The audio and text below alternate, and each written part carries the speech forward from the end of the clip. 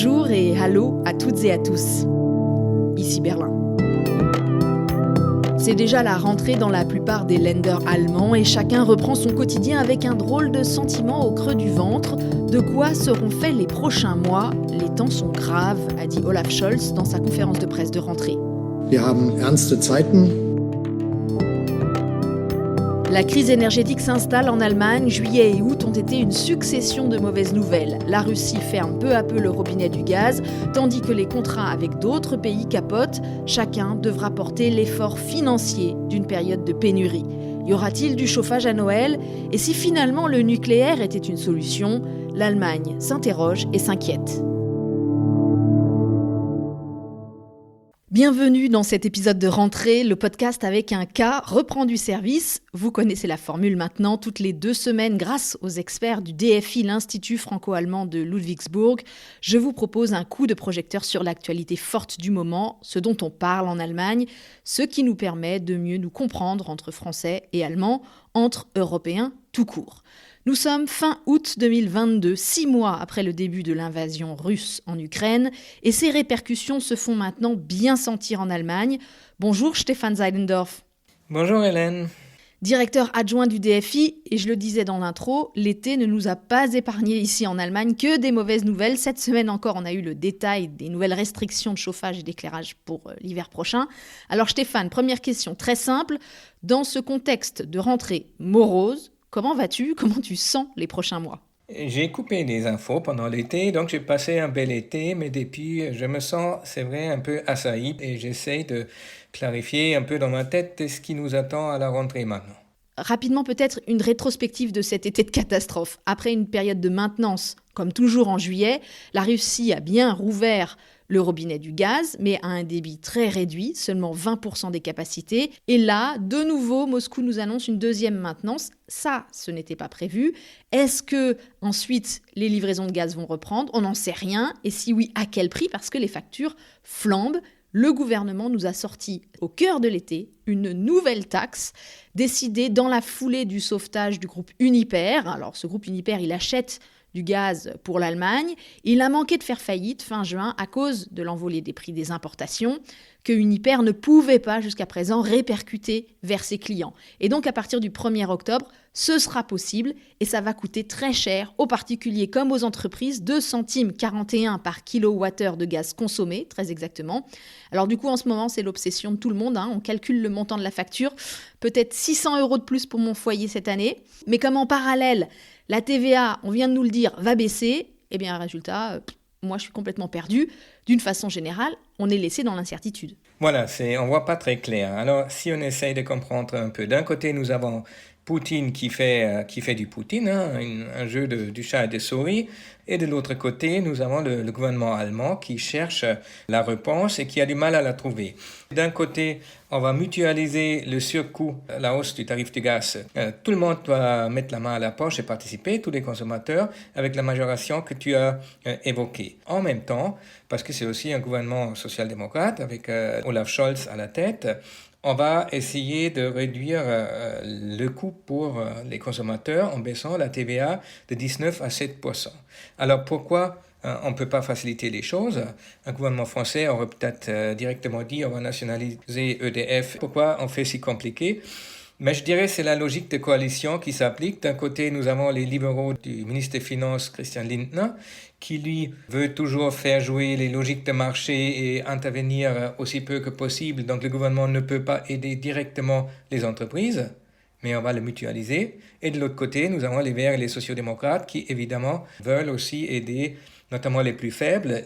Résultat, on ne voit pas très clair. J'ai vu réapparaître d'ailleurs dans la presse allemande le verbe scholzen, construit à partir du nom du chancelier, qui signifie tourner autour du pot, ne pas trancher. Le meilleur exemple, c'est cette petite phrase qu'il sort à qui mieux mieux, une formule dont il a l'air très fier, en anglais. You'll never walk alone. Le gouvernement ne laissera personne en plan dans cette crise. Un 3e paquet d'aide a été annoncé, mais on n'en a absolument aucun détail. Qui sera concerné, quand, avec quel type d'aide ? Dans la tempête des mauvaises nouvelles, en fait, on n'a rien à quoi s'accrocher pour avoir un petit peu confiance en l'avenir. C'est aussi un peu le système politique qui entre en jeu. là, un gouvernement de coalition dans ce système fédéral a plus du mal à passer avec une communication de crise. Après, on a la personnalité. Scholz, il est ce qu'il est, il ressemble en ça à sa prédécesseur, Angela Merkel. Il n'aime pas prêcher la grande parole, il n'est pas un homme politique qui sait se mettre en scène.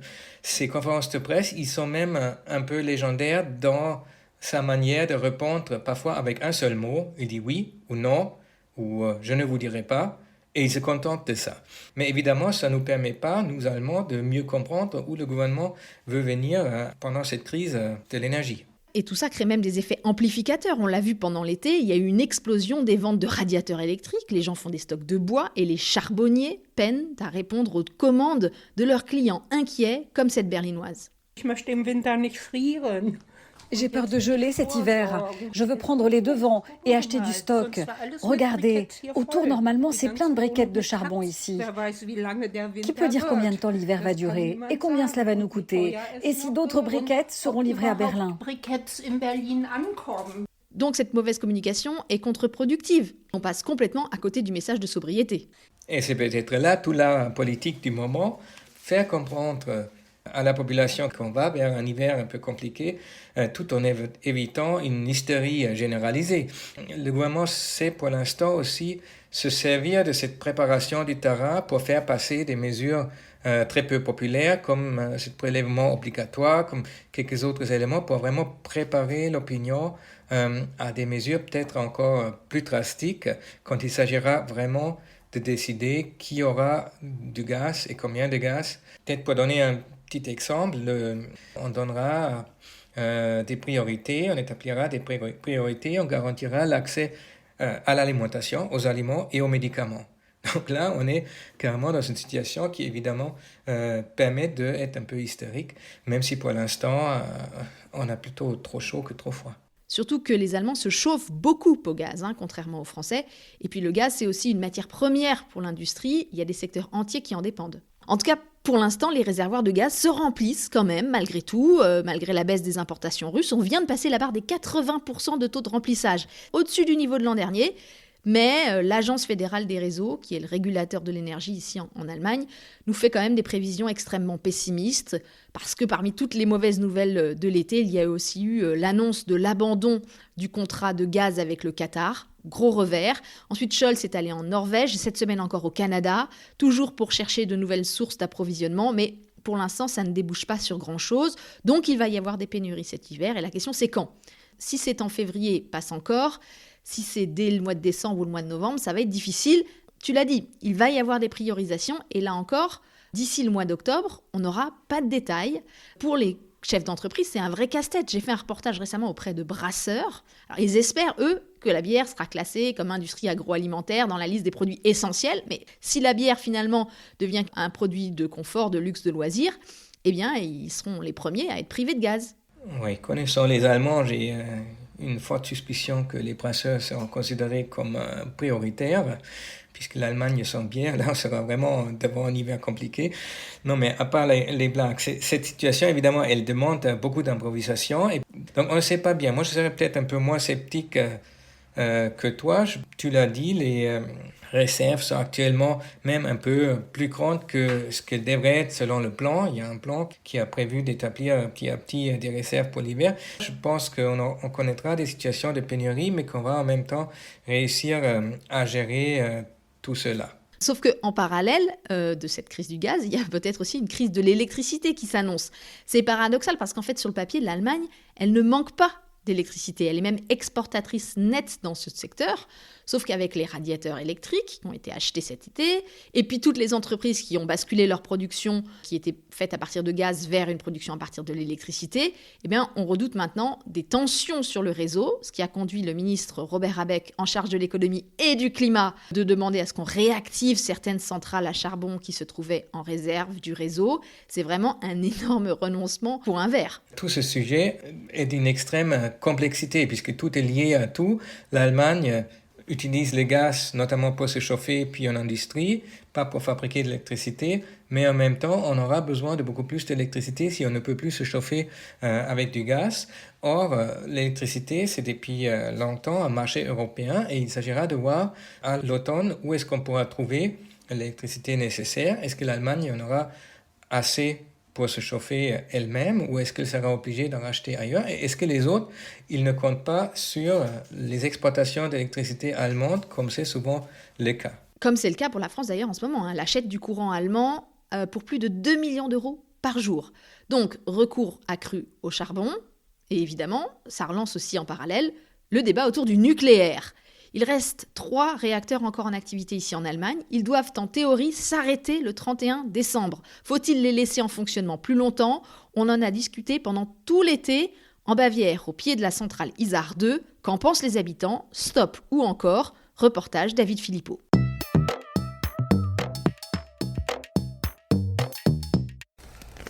Accroupie dans son jardin devant sa maison qui ressemble à un chalet, Andrea arrache les mauvaises herbes. Bien sûr que nous avons peur.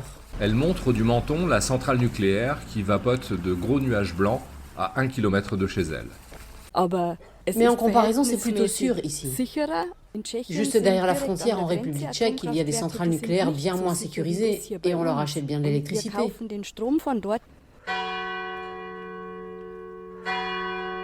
Cette centrale, Isar 2, se situe sur la commune de Niederairbach, 4000 habitants, et sur la question de prolonger ou pas son exploitation, ils sont presque tous du même avis. Elle est là, elle est sûre, j'y serai favorable. Tout le monde veut une voiture électrique et plus d'électricité tout court, mais on veut arrêter les centrales. Comment on va charger les voitures électriques alors? C'est pas logique. Pour Josef Klaus, le maire conservateur, il n'y a plus que 2 options à envisager. D'abord, on pourrait prolonger l'utilisation des barres d'uranium actuelles de la centrale aussi longtemps que possible. Cela nous amènera jusqu'au printemps, voire à l'été prochain. Mais ce n'est pas suffisant, je pense qu'il faudrait une période de 3 à 4, peut-être 5 ans de plus. Que le provisoire puisse durer, c'est justement un chiffon rouge pour les écologistes. Ingrid Korfmacher combat l'atome depuis 40 ans et pour elle, l'exemple de la France montre que le nucléaire n'est pas la solution. Parce que notre prix de l'électricité augmente en fonction de la pénurie en France. Votre nucléaire nous coûte cher. Vous avez arrêté la moitié de vos usines. Et nous avons peur. En hiver, qu'est-ce qu'on peut faire? Il faudra vous aider. Parce que chez nous, on risque une pénurie, mais en France, vous risquez le blackout. Les derniers sondages donnent une majorité d'Allemands, y compris chez les Verts, pour une prolongation du nucléaire. Le gouvernement a lancé une étude d'expertise pour savoir si c'était techniquement possible.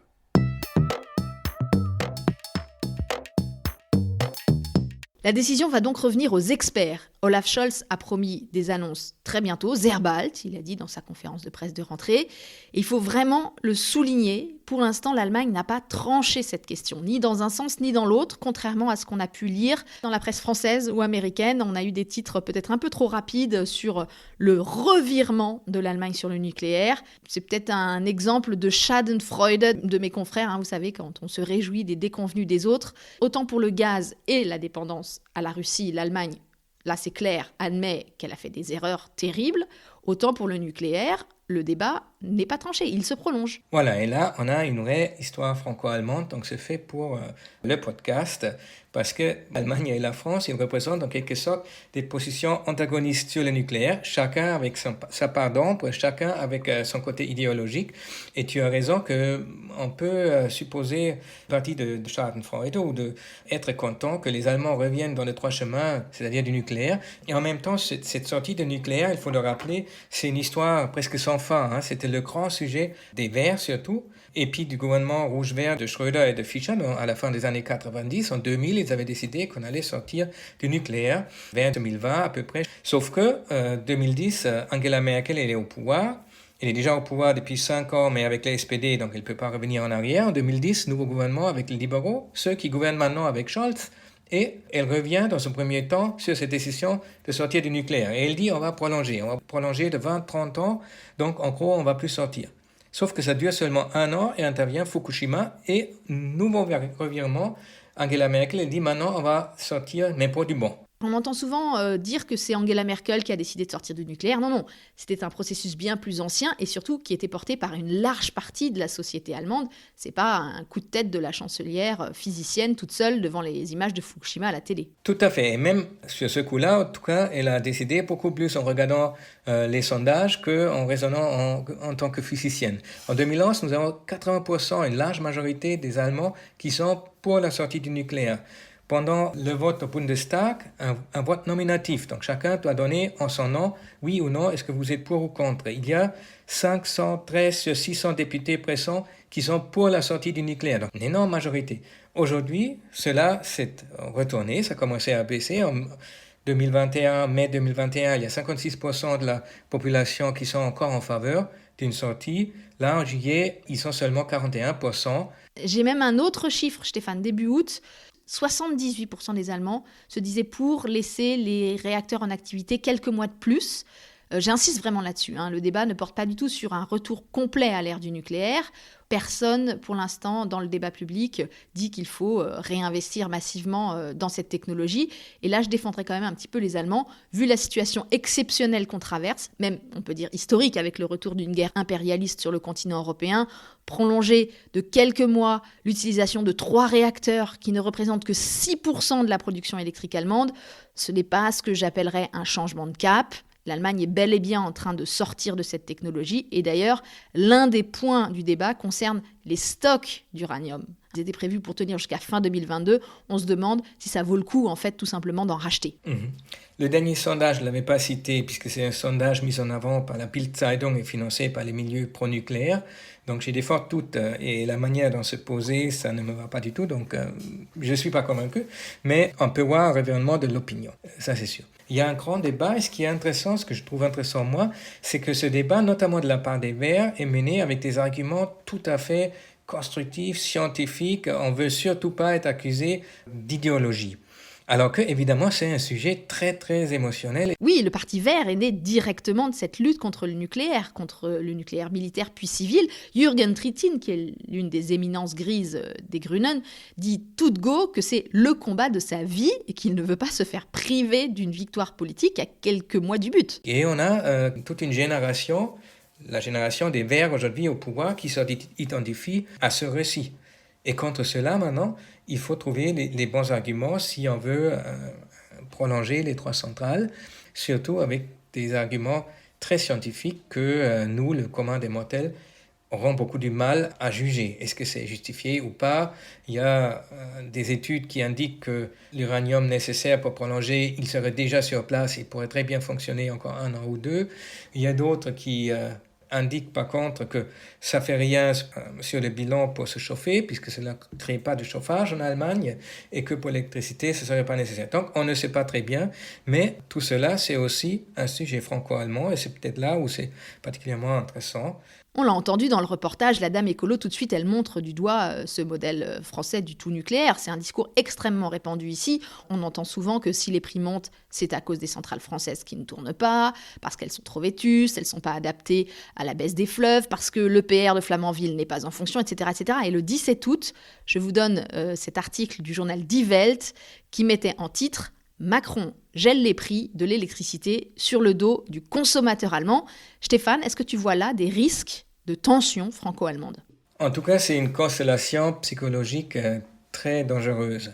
C'est un peu comme ce boba que la pollution au-dessus de Paris serait due aux centrales de charbon allemandes. Ça revient régulièrement, c'est faux, c'est prouvé scientifiquement que c'est faux, mais on ne peut pas vraiment argumenter contre cette rumeur. Là, c'est un peu la même chose. Le prix de l'électricité, il monte partout. Il monte en lien avec la crise en Ukraine. Et on peut très bien prétendre, oui, c'est la faute aux Français, puisque eux, ils subventionnent massivement le prix de l'électricité. Et en même temps, ils sont obligés d'acheter notre électricité en Allemagne. Sauf que cela arrive à peu près tous les étés. Quand en France, les clims, ils marchent à fond.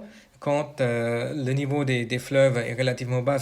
Quand les centrales sont en phase de révision avant l'hiver, la France, elle achète son électricité auprès des autres Européens. Nous avons un marché européen de l'énergie et de l'électricité. La question, ça va être effectivement si ce marché, il pourra supporter tout le stress qu'il y aura peut-être cet hiver où les uns qui n'ont pas assez d'électricité doivent venir en aide des autres qui en ont encore moins. On aura fort à parier que ça créera aussi des tensions politiques et dans l'opinion publique. C'était ma dernière question justement pour revenir à l'Allemagne, Stéphane. Est-ce que tu t'attends, avant l'hiver froid, sans gaz peut-être, à un automne chaud avec des manifestations? Olaf Scholz est très confiant. Lui, à un scénario de colère, il n'y croit pas. Non, je ne crois pas qu'il y aura des tensions dans ce pays. Les citoyennes et les citoyens sont intelligents, ils ne se racontent pas d'histoire. Ils savent que cela ne va pas être facile. Pourtant, l'opposition annonce déjà une mobilisation et Scholz se fait déjà siffler quand il se déplace sur le terrain. La question sociale, elle est déjà là. Notamment en Allemagne de l'Est, où on sent, même en dehors de cette phase de tension actuelle, un mécontentement un peu généralisé. On aura un cocktail très dangereux. Pour l'instant, on est très loin de ça. Il faudra voir quand les factures arrivent. Et à ce moment-là, on verra aussi la capacité du gouvernement à réagir. Je pense qu'ils n'ont pas dit leur dernier mot face à cette double pénurie d'électricité et du gaz qui nous menace pour cet hiver.